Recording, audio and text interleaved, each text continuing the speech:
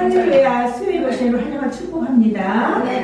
우리 찬송가 183장 하시면서 183장 마음을 여시겠습니다. 비밀의 마른 풀같이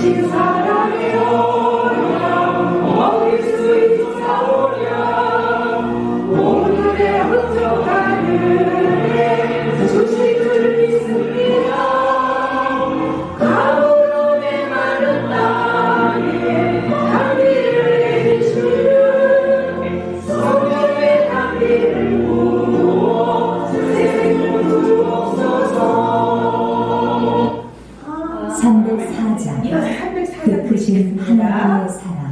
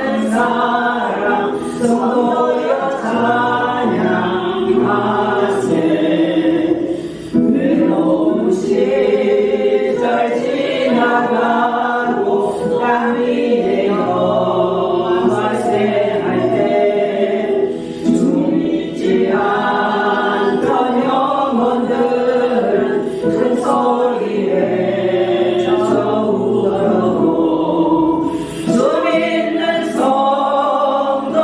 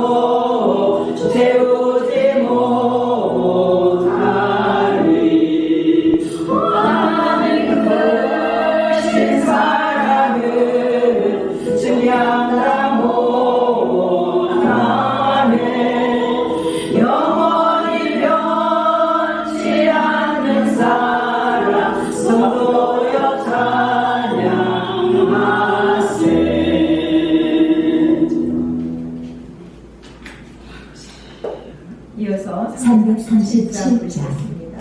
내 모든 시험 무거운 짐을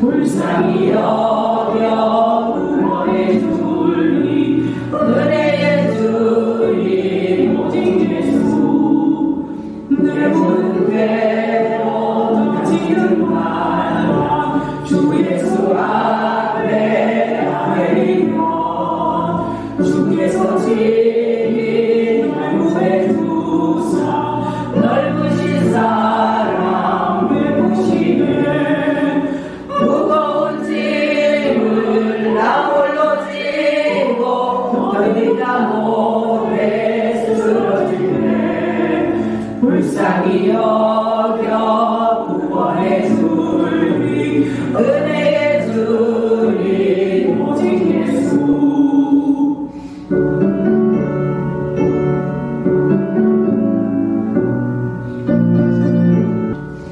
내 짐이 점점 무거워질 때 주 예수 앞에 아뢰이며 주께서 지닌 나무의 두사 내 대신 짐을 져주시네 무거운 짐을 나 홀로 지고 견디다 못해 쓰러지네 불쌍히 여겨 구원의 주님 은혜의 주님 오직 예수 마음의 시험 무서운 죄를 주 예수 앞에 아뢰이며 예수는 나의 능력이 되사 세상을 이길 힘 주시네 무거운 짐을 나 홀로 지고 견디다 못해 쓰러지네 불쌍히 여겨 구원의 주님 은혜의 주님 오직 예수 오늘 하나님께서 저희들에게 주시는 말씀은 요엘서 2장 1절부터 17절까지 말씀입니다. 제가 봉독해 올리겠습니다. 시온에서 나팔을 불며 나의 거룩한 산에서 경고의 소리를 질러 이 땅 주민들을 다 떨게 할지니 이는 여호와의 날이 이르게 됨이니라. 이제 임박하였으니 곧 어둡고 캄캄한 날이요 짙은 구름이 덮인 날이라. 새벽빛이 산꼭대기에 덮인 것과 같으니 이는 많고 강한 백성이 이르렀습니다. 이와 같은 것이 옛날에도 없었고 이후에도 대대에 없으리로다. 불이 그들의 앞을 사라며 불꽃이 그들의 뒤를 태우니 그들의 예전의 땅은 에덴 동산 같았으나 그들의 낮은 땅은 황폐한 들 같으니 그것을 피한 자가 없도다.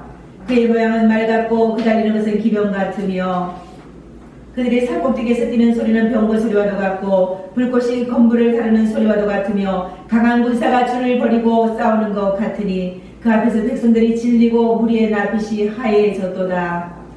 그들이 용사같이 달리며 무사같이 성을 기어오르며 각기 자기 길로 나아가되 그 줄을 이탈하지 아니하며 피차에 부딪히지 아니하고 각기 자기 길로 나아가며 무기를 돌파하고 나아가라 상하지 아니하며 성중에 뛰어들어가며 성 위에 달리며 집에 기어오르며 도둑같이 창으로 들어가니 그 앞에서 땅이 진동하며 하늘이 떨며 해와들이 캄캄하며 별들의 빛을 거두도다. 여호와께서 그의 군대 앞에 소리를 지르시고 그의 진영은 심히 크고 그의 명령을 행하는 자는 강하니 여호와의 날이 크고 심히 두렵도다. 당할 자가 누구이랴. 여호와의 말씀에 너희는 이제라도 금식하고 울며 애통하고 마음을 다하여 내게로 돌아오라 하셨나니 너희는 옷을 찢지 말고 마음을 찢고 너희 하나님 여호와께로 돌아올지어다. 그는 은혜로우시며 자비로우시며 노하기를 더디하시며 이내가 크시사 뜻을 돌이켜 재앙을 내리지 아니하시나니 주께서 혹시 마음과 뜻을 돌이키시고 그 뒤에 복을 내리사 너희 하나님 여호와께 소제와 전대를 드리게 하지 아니하시는지 누가 알겠느냐. 너희는 시온에서 나팔을 불러 거룩한 금식일을 정하고 성회를 소집하라. 백성을 모아 그 모임을 거룩하게 하고 장로들을 모으며 어린이와 젖먹이들을 모으며 신랑을 그 방에서 나오게 하며 신부도 그 신방에서 나오게 하고 여호와를 섬기는 제사장들은 낭실과 제단을 사이에서 울며 이르기를 여호와여 주의 백성을 불쌍히 여기소서. 주의 기업을 욕되게 하여 나라들로 그들을 관할하지 못하게 하옵소서. 어찌하여 이방인들로 그들의 하나님이 어디 있느냐 말하게 하겠나이까 할지어다. 아멘. 이제라도 내게로 돌아오는 제목 가지고 함께 말씀을 나눠보도록 하겠습니다. 우리 옆 사람은 인사하겠습니다. 화면을 보시고 잘 되고 있습니다. 잘 되고 있습니다. 기도하면 됩니다. 기도하면 됩니다. 지금부터 뭐든지 쉽게 잘 됩니다. 지금부터 뭐든지 쉽게 잘 됩니다. 생각했던 것보다 더 잘 됩니다. 생각했던 것보다 더 잘 됩니다. 마음먹은 것보다 더 잘 됩니다. 마음먹은 것보다 더 잘 됩니다. 계획했던 것보다 더 잘 됩니다. 계획했던 것보다 더 잘 됩니다. 그렇게 될 줄 믿습니까? 아멘. 우리 오늘 본문에서 나오는 요엘서는 3장밖에 되어 있지 않은 아주 짧은 책이에요. 근데 요엘서는 3장밖에 되지 않지만 그 안에 아주 깊은 내용이 들어 있습니다. 요엘이라는 이름의 뜻은 여호와는 하나님의 뜻을 가지고 있습니다. 여호와는 엘 하나님이시다. 이래서 요엘입니다. 요엘의 이름이. 그런데 요엘이라는 사람은 어느 시대의 사람인지 잘 몰라요. 왜냐하면 성경에 보면 어느 왕의 시대인지 기록되지 않기 때문이에요. 왕이 아예 나오질 않아요. 왕이 등장하지 않기 때문에 아마도 추측하기를 바벨론 포로로 잡혀갔다가 돌아올 때가 아닐까 그렇게 추측을 해봅니다. 또 한 가지는 주로 유다의 죄를 지적하고 북이스라엘의 이야기는 기록되지 않기 때문에 이미 바벨론 포로에서 돌아온 후 유다가 회복되었을 때 이야기가 같습니다. 그런데 유다가 죄를 지어서 이렇게 되었다는 이야기는 나오는데 구체적인 그런 죄의 내용은 나오지 않고 있어요. 요엘서가 그 시대의 이야기지만 지금 우리에게 말씀하시는 하나님의 음성으로 들었으면 좋겠습니다. 이 요엘서의 중심 주제는 하나님의 징계로 인하여 메뚜기 때의 재앙이 온 땅을 황폐하게 된 것처럼 죄에 대한 하나님의 심판은 매우 두렵고 인간이 피할 수 없다는 것입니다. 요엘서 2장 1절 말씀 보시겠습니다.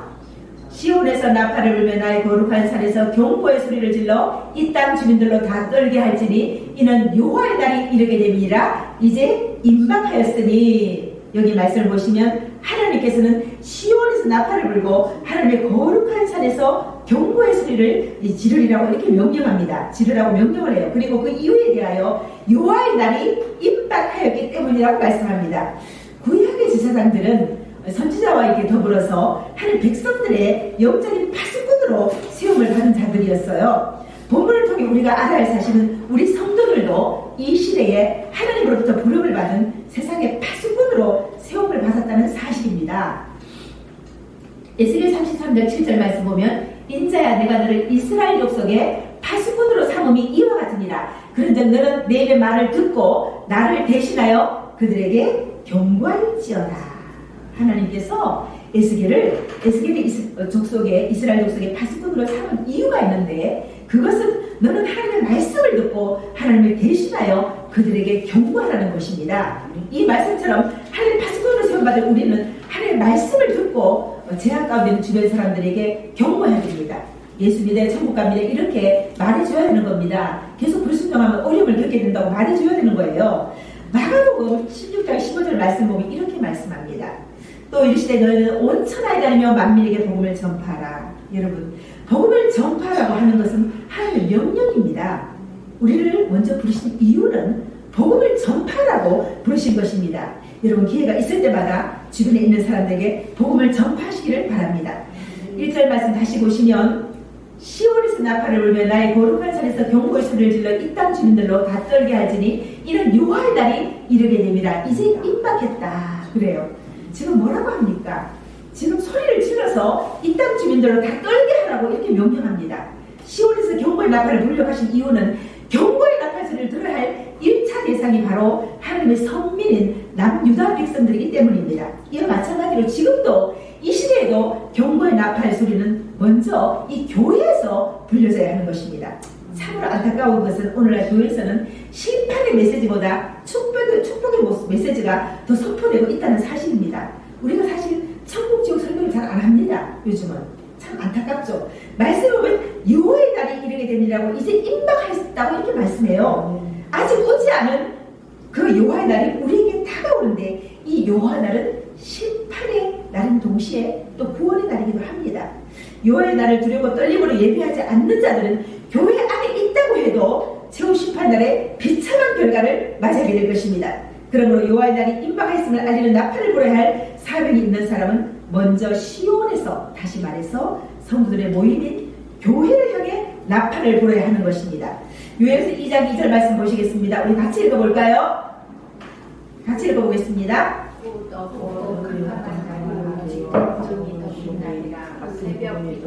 산꼭대기에도 산것과 같으니 이는 많고 강한 백성이 이르렀습니다. 이와 같은 것이 옛날에도 없었고 이후에도 대대에 없으리로다. 아멘. 여기 2절 3만절 말씀을 보시면 어둡고 캄캄한 날이요 짙은 구름이 덮인 날이라고 이렇게 말씀하고 있습니다. 이는 여호와의 날이 어떠한지를 설명할 것으로 마치 이스라엘 자손이 출애굽할 때 애굽에 임한 9번째 재앙인 흑암재앙을 묘사하는 것과 같은 인상을 줍니다. 요엘 선지자가 볼 때 장차 유다에 도래할 여호와의 날은 구원의 날이나 승리의 날이 아니라 환난의 날이요 전망의 날이라는 것입니다. 이사야 선지자는 여호와여 나를 이사야 8장 22절에 이렇게 비유하고 있습니다. 땅을 굽어보아도 환난과 흑암과 고통의 흑암뿐이니 그들이 심한 흑암 가운데 쫓겨 들어가리라. 그렇습니다. 여호와의 환난과 흑암과 고통이 바로 흑암이요 어둠의 날입니다. 그날은 하늘이나 땅 사방 어디를 보아도 빛을 찾아볼 수 없고 소망이 보이지 않습니다. 그러나 여호와의 날이 모든 사람에게 캄캄하고 고통과 절망이 나는 것은 아닙니다. 여호와의 날이 분명 두려운 것이건 사실이지만 하나님 말씀에 잘 순종하는 사람에게는 구원의 날이기도 합니다. 요엘서 2장 3절 말씀 보시면 불이 그들의 앞을 사르며 불꽃이 그들의 뒤를 태우니 그들의 예전의 땅은 에덴 동산 같았으나 그들의 나중의 땅은 황폐한 들 같으니 그것을 피한 자가 없다 이렇게 말씀해요. 여기 3절에서 여호와의 날이 얼마나 무서운 날임을 잘 보여주고 있습니다.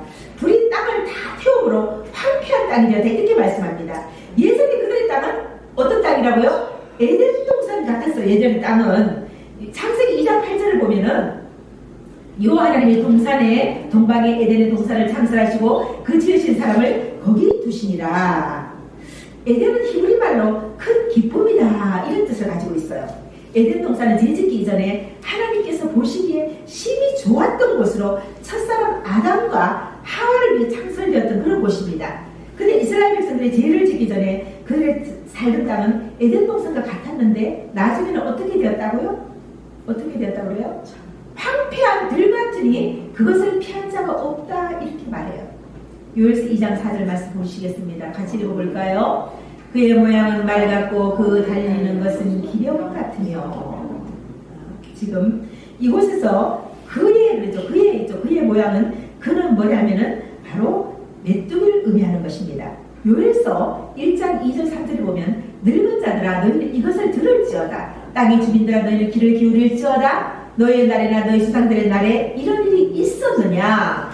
너희는 이 일을 너희 자녀에게 말하고 너희 자녀는 자기 자녀에게 말하고 그 자녀는 후세에 말할 것이니라.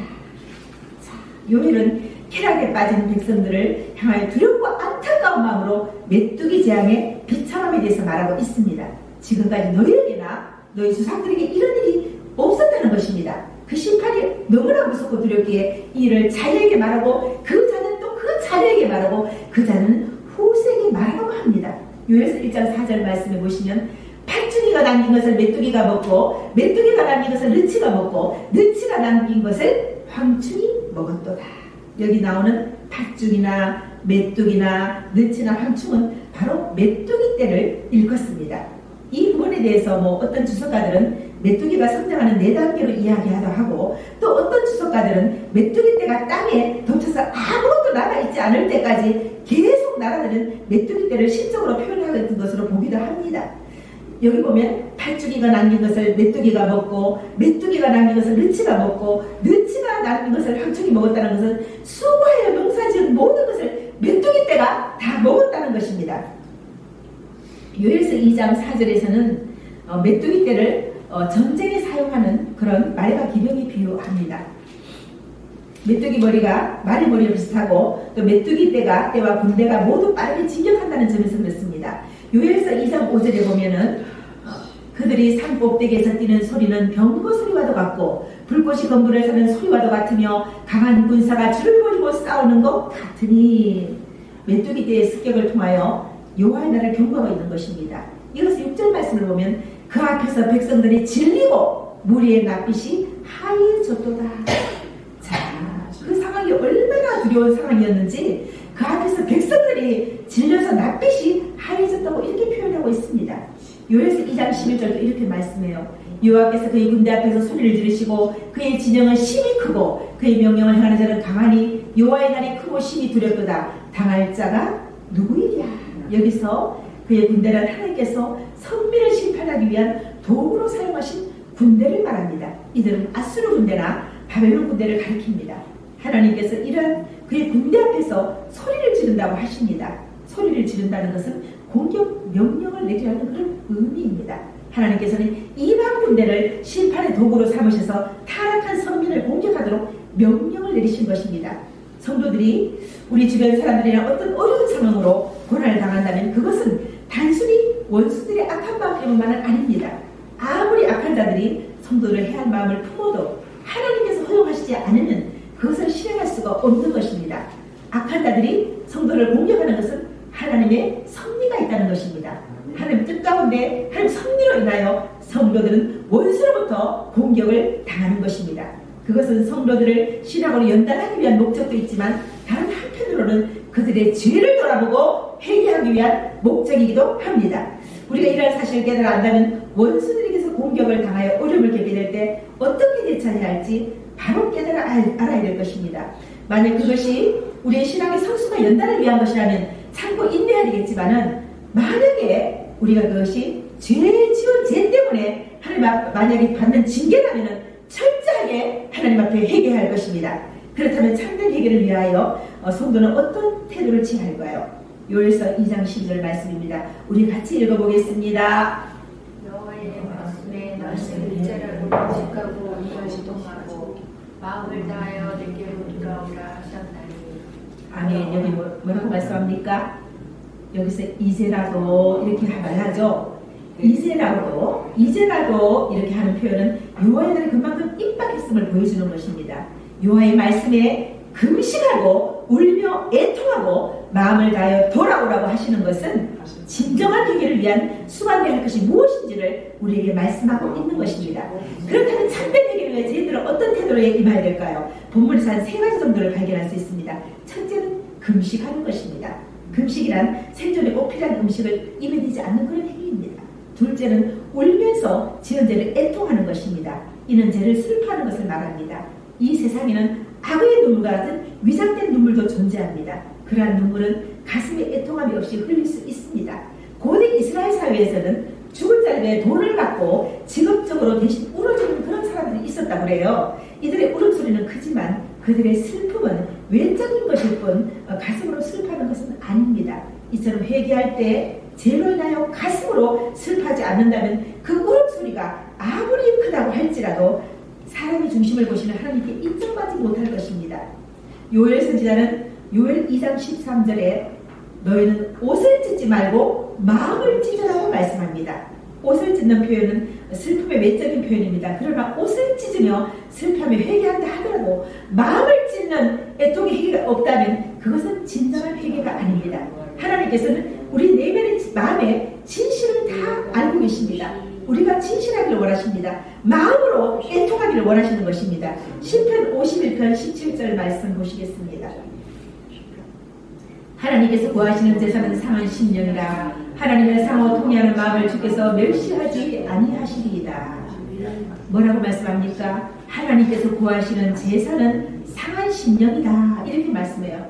하나님의 상호 통해하는 마음을 주께서 멸시하지 아니하시리이다. 그렇습니다. 하나님은 상하고 통해하는 마음을 절대로 외면하지 않으십니다. 하나님 여러분 하나님 앞에 통회하고 자복하고 기도하시기 바랍니다. 셋째로 참된 회개는 하나님께로 돌아가는 것입니다. 돌아오다 해당하는 원어는 가는 길을 180도로 완전히 바꾸는 것을 말합니다. 하나님을 떠나서 우상을 따라가던 사람들이 우상에게 등을 돌리고 다시 하나님께로 돌아가는 것이 바로 진정한 회개인 것입니다. 사무엘은 이스라엘 백성들을 향해 이렇게 말합니다. 사무엘상 7장 3절 말씀입니다. 사무엘이 이스라엘 온 족속에게 말하 이르되 만일 너희가 전심으로 여호와께 돌아오거든 이방신들과 아스라엘 너희 중에서 제거하고 너희 마음을 여호와께로 향하여 그만을 섬기라. 그리하면 너희를 블레셋 사람의 손에서 건져내시리라. 아멘. 뭐라고 말씀합니까? 너희가 전심으로 여호와께 돌아오리거든 이방신들과 아스라엘을 제거하라고 말씀합니다. 그렇다면 우리에게 제거할 신들은 어떤 것들이 있을까요? 그것이 돈일 수도 있을 거고 음란일 수도 있을 거고 다른 사람을 미워하는 그런 마음일 수도 있을 것입니다. 아니면 하나님보다 자녀를 더 사랑하는 그런 마음일 수도 있고 그 외에도 많을 것입니다. 성경에서는 전심으로 하나님께 돌아오면 너희가 섬기던 모든 신들을 제거하고 하나님만을 섬기라고 이렇게 말씀합니다.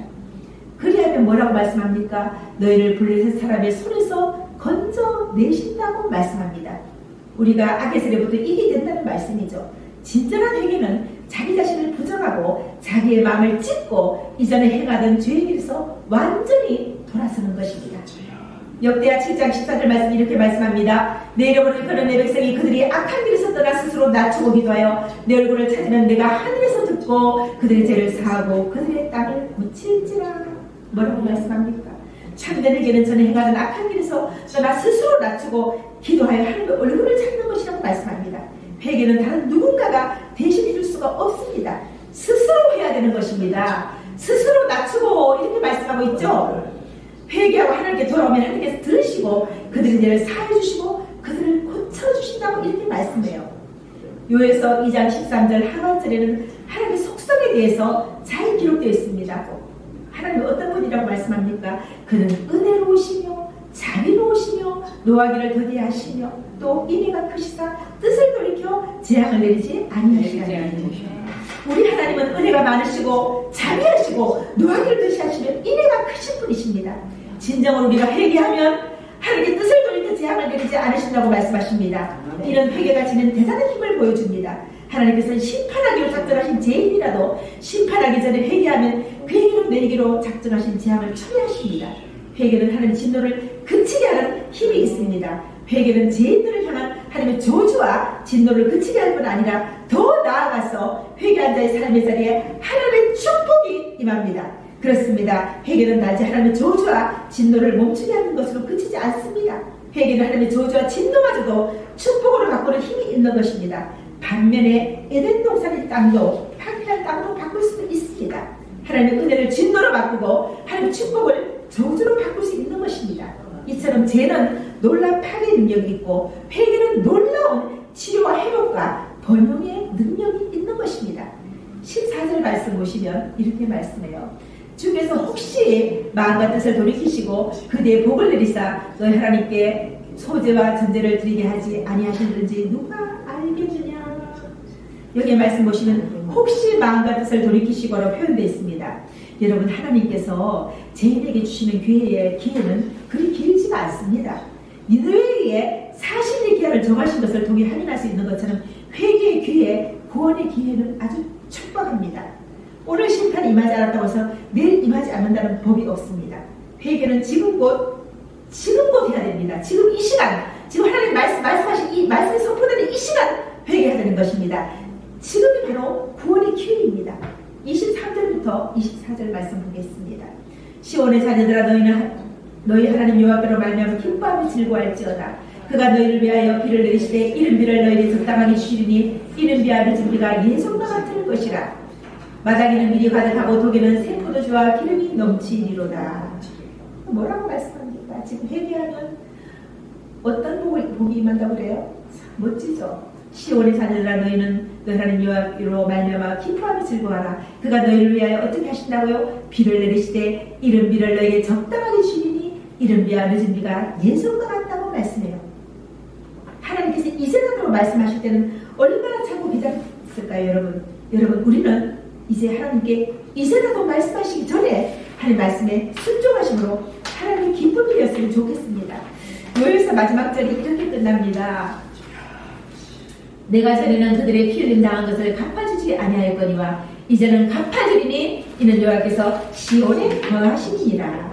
우리가 비록 죄로 인한 고통당할 때 전에는 외면하셨지만 이제는 갚아준다고 이렇게 말씀합니다. 여러분 그동안 험난 인생 살아오시느라고 수고 많이 하셨습니다. 하나님께서 이제는 갚아주시라고 말씀합니다. 우리 하나님이 이 시온에 거하신다고 이 성전에 거하신다고 하십니다. 지금 이곳에 이 자리에 거하시는 하나님의 사랑을 경험하는 여러분 되시기를 간절히 부탁을 드립니다. 오늘 말씀을 생각하시면서 성축해 내 영혼 찬양하시겠습니다.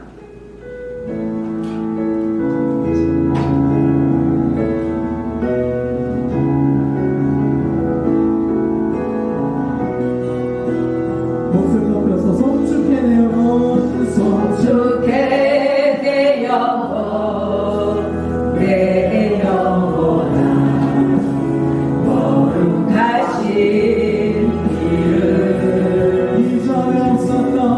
이전에 없었던 노래로 나 주님을 경배 해가 뜨는 새 아침 해가 뜨는 새 아침 밝았네 이제 다시 주님 찬양 무슨 일이나 어떤 일이 내게 놓여도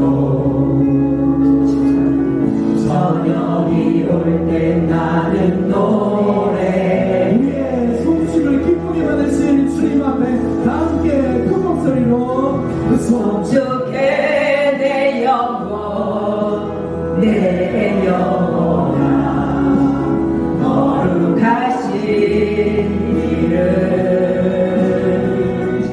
이전에 없었던 노래로 나 주님을 경배 노하기를 거리하시는 노하기를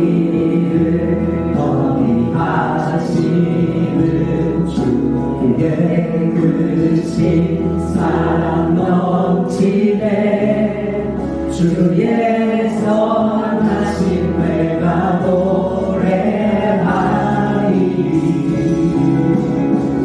수많은 이유로 나 노래 우리의 찬양을 받게 합당하신 주님 앞에 성축해 내 영혼 내 영혼아 거룩하신 이름 이전에 없었던 노래로 나 주님을 경배 그날에 나를 인다하고 나의 삶의 여정 마칠 때 끝없는 찬양 나드리리라 수많은 세월 지나요 우리 지만 손을 높이 들고 기쁨으로 함께 송축해 내 영혼 성축해 내 영혼 내 영혼아 거룩하신 이름 이전에 없었던 노래로 나 우리가 지금 주님을 송축할 때 주님이 이 자리 가운데 임하시나매 성축해 내 영혼 내 영혼아